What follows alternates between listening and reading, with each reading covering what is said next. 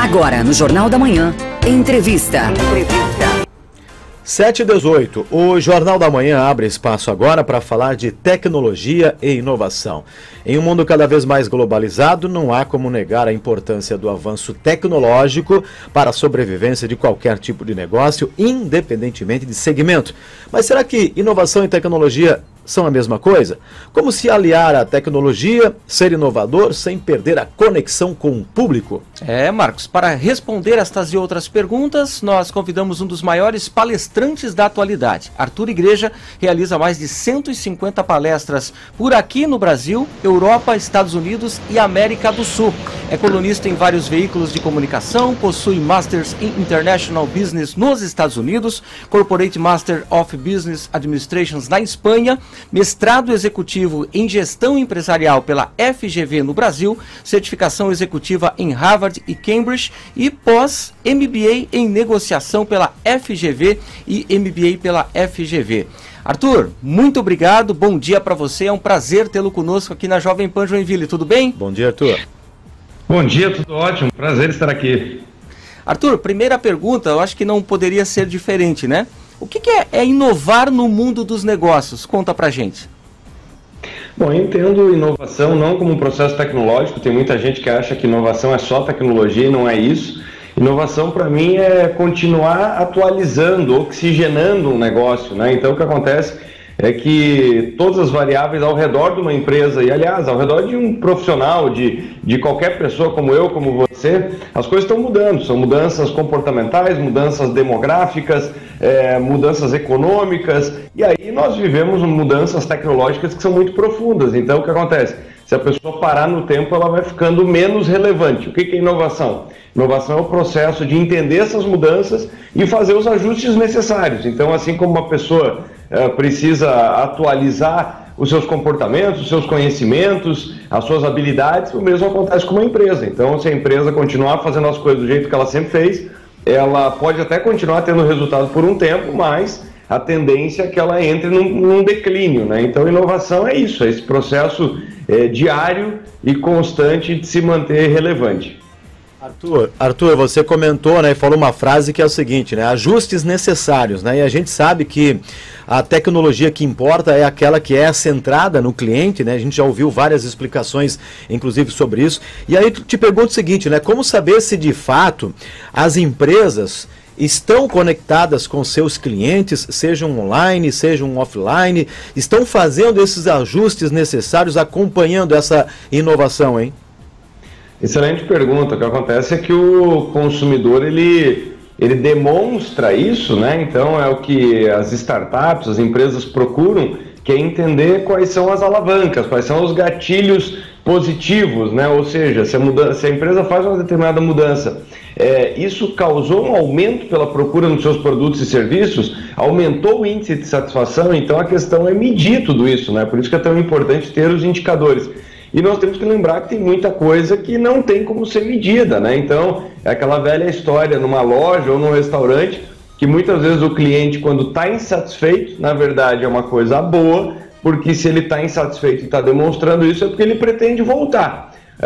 A pior coisa que pode acontecer é o silêncio, né? Aquele consumidor que sai calado, você não pergunta nada para ele, ele não vai voltar nunca mais, e pior do que isso, ele pode se tornar um detrator, né? Ou seja, uma pessoa que vai falar mal daquele negócio e vai convencer outros a não frequentar. Então, por isso que é tão importante essas duas dicas. Primeiro, medir, ter esses pontos de mensuração, e o segundo ponto é estar constantemente muito perto dos consumidores, querendo ouvir eles, né? Porque quando o assunto é inovação, tem várias pesquisas que mostram que as empresas mais inovadoras do mundo, elas não fazem nenhum milagre. O que elas fazem é que elas escutam mais as pessoas.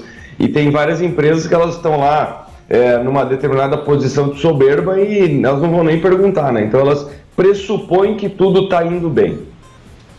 Arthur, nós acompanhamos recentemente uma palestra sua em Jaraguá do Sul e uma das frases ditas, né, por você foi o seguinte: pare de fazer a tecnologia o teu inimigo. Eu achei essa frase muito interessante.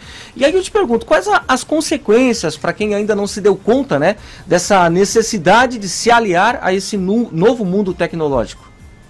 Olha, é negar a realidade, né? Então, eu acho que todas essas mudanças, não só tecnológicas, né, como tantas outras, negá-las ou encarar a tecnologia como algo muito complexo, muito, sabe, isso está ligado ao pessoal de tecnologia, as empresas de tecnologia, isso não é para mim, isso gera um problema, porque você vai se afastando e você está negando aquilo que é o óbvio, né? Então você está reduzindo as suas chances. Mas essa é uma defesa que o ser humano acaba tendo, que é uma coisa super perigosa. Por isso que fazer essas mudanças, uma coisa que eu sempre enfatizo não é natural. E é por isso que a gente tem que encarar dessa maneira. Primeiro, reconhecer que não é necessariamente natural. Eu costumo brincar que é como ir fazer atividade física. Não é uma coisa que num primeiro momento seja super natural para a maior parte das pessoas. Mas a partir do momento que a pessoa reconhece aquilo como importante e começa a entrar num determinado processo, ela vai pegando gosto, a barreira vai ficando menor. E o mesmo acontece com conhecer a tecnologia. A gente não pode enxergar a tecnologia dessa maneira que é ilustrada pelos filmes, né? Então, filmes principalmente de ficção, né? Mostrando tecnologia substituindo pessoas, tecnologia atacando pessoas. Então, muita gente tem essa visão justamente porque só tem esse contato através dessa visão extremada, essa visão extremista da coisa, né? E aí, de repente, ela começa a usar pitadas de tecnologia no seu negócio, começa a ver que os resultados são melhores, que a produtividade aumenta, e aí, quando ela se dá conta, ela virou uma amigona da tecnologia. Então, é por isso que é importante ter essa intimidade, né? Conhecer e ir atrás de experimentar a tecnologia. Gostei da sua frase, Arthur, experimentar a tecnologia, e aí eu quero que você comenta um pouquinho com o ouvinte da Jovem Pan, que é o seguinte, tem uma palavra ou um termo que está assustando muita gente nos últimos meses, especificamente, que é a questão do metaverso, né? Nós tivemos, inclusive, uma reunião do governo federal recentemente, usando a tecnologia, e aí você até comenta o seguinte, né? Quando a gente escreve lá nas redes sociais metaverso, tem gente que vai lá e comenta e diz o seguinte, isso é loucura, isso não é para mim. Queria que você comentasse um pouquinho sobre essa realidade que assusta um pouco no momento, mas é uma realidade que a gente não vai poder fugir dela, né?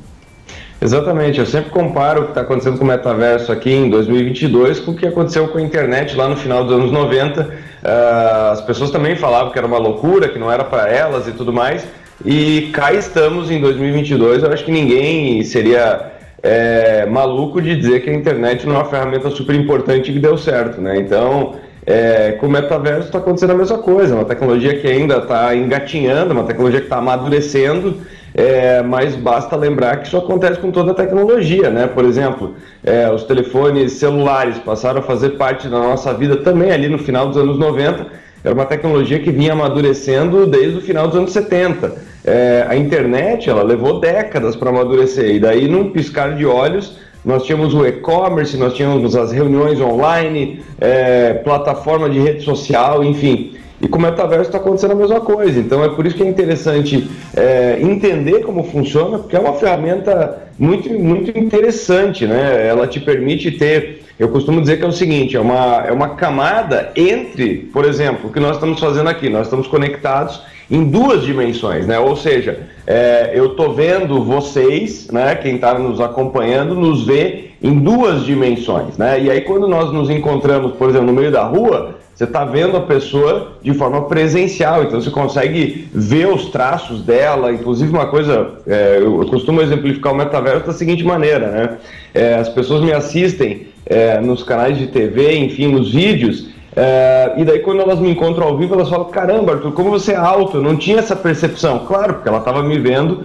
num ambiente de duas dimensões e sem a proporção adequada, né? E aí o que é o metaverso? O metaverso você coloca um daqueles óculos de realidade virtual e você tem essa sensação de presença. Então você tem dois elementos que são muito interessantes, né? Por exemplo, duas pessoas em dois cantos do mundo usando esses óculos e esses controles que existem hoje, só para vocês terem ideia, você consegue apertar a mão da outra pessoa e sentir a firmeza do aperto de mão.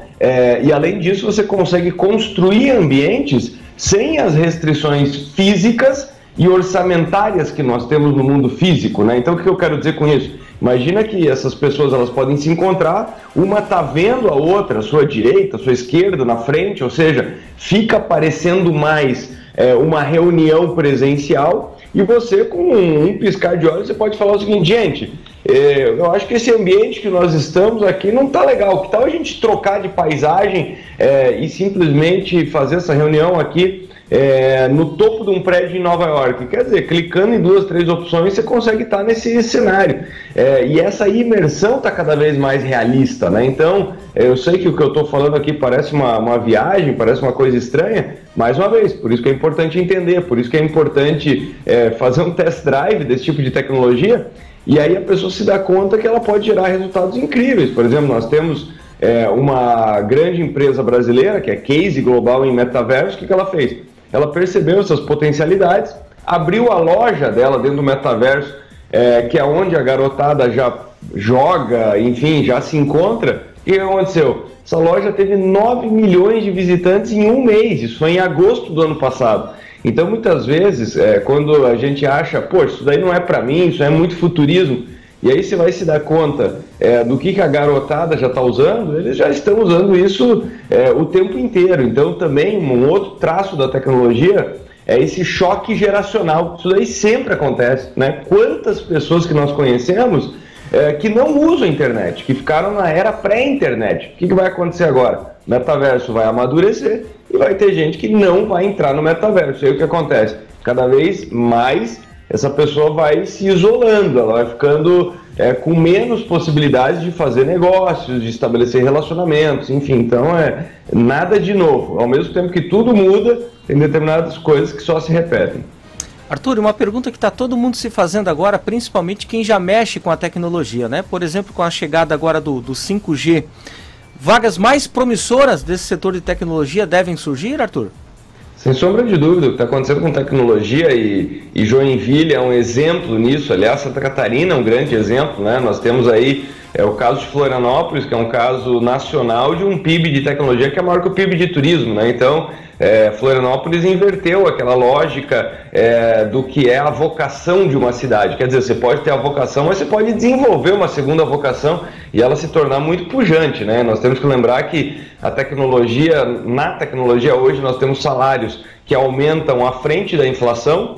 Nós temos uma escassez de pessoas, as empresas de tecnologia estão contratando o tempo inteiro, pagando salários muito altos. E tem um terceiro aspecto interessante que vem aí com o 5G, que o setor de tecnologia hoje ele não é mais tão formalizado enquanto as aptidões que a pessoa precisa ter. O que eu quero dizer com isso? Hoje tem muita gente migrando de outras áreas para áreas de tecnologia, porque, por exemplo, para se tornar um desenvolvedor de software, o que você precisa ter? Você precisa ter capacidade de desenvolver software. Se você aprendeu isso sozinho, se você aprendeu isso no YouTube, se você fez curso rápido, o que as empresas querem saber é se você sabe programar, se você sabe desenvolver. Então isso também é muito interessante, porque tem gente conseguindo dar grandes saltos nas suas carreiras sem ter que passar, por exemplo, por um curso que dura 5 anos, que dura 4 anos. Então a tecnologia é muito interessante.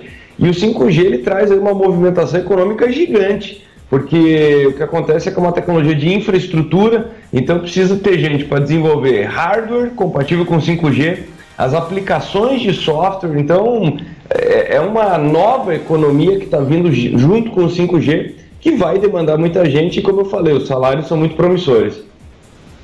Arthur, para encerrar, eu sei que você já tem uma palestra aí já na sequência, vou falar uma frase aqui dita por você em uma das inúmeras palestras que você faz pelo Brasil: jogar contra o algoritmo é perder no xadrez, né? Uma frase que você diz, inclusive, e não há dúvidas que a gente não pode ficar distante da tecnologia. Agora, eu queria que você desse uma explicação para a gente rapidamente, obviamente, né, em resumo, sobre a necessidade da gente olhar para o ser humano, ou seja, mesmo com toda a tecnologia, não esquecer do ser humano, da experiência. Isso é um ponto fundamental, porque a tecnologia ela está tomando tal proporção e ela tem tal importância que, por vezes, tem empresas e tem pessoas que estão esquecendo que, no final das contas, são pessoas usando tecnologia para se relacionar, para fazer negócios, enfim, com outras pessoas. Então, uma brincadeira que eu faço é o seguinte, né? Não tem ainda uma TV comprando um ar-condicionado, né? Não é máquina com máquina, fica essa impressão, mas não é. Então, e um outro ponto perigoso disso tudo é quando, de fato, nós usamos a tecnologia para substituir o relacionamento. Então, o que eu quero dizer com isso? O WhatsApp é a coisa mais conveniente que existe no mundo para você marcar um churrasco. contanto que o churrasco aconteça. Então o que não pode acontecer é você deixar de encontrar as pessoas e achar que se você está falando com elas num grupo de WhatsApp é a mesma coisa do que encontrá-las para fazer um churrasco. Uma coisa não tem nada a ver com a outra. Então só tem que ficar esse lembrete que nós temos que usar isso com muita sabedoria e sempre tomando esse cuidado. Se nós não estamos usando esses canais, usando essas ferramentas para substituir aquilo que é essencialmente humano. Então a tecnologia ela evolui muito rápido, mas nós temos que lembrar que o ser humano continua sendo o mesmo, com as suas emoções, seus sonhos, seus medos, suas aflições, suas realizações. Então a tecnologia é nossa parceira, mas nunca pode ser a substituição daquilo que é a essência do ser humano. Arthur Igreja, um dos maiores palestrantes da atualidade neste ramo, nesta linha. Muito obrigado pela sua presença, pela participação aqui. Desejamos muito sucesso. Obrigado, Arthur. Obrigado, uma boa semana. Grande abraço. Boa semana.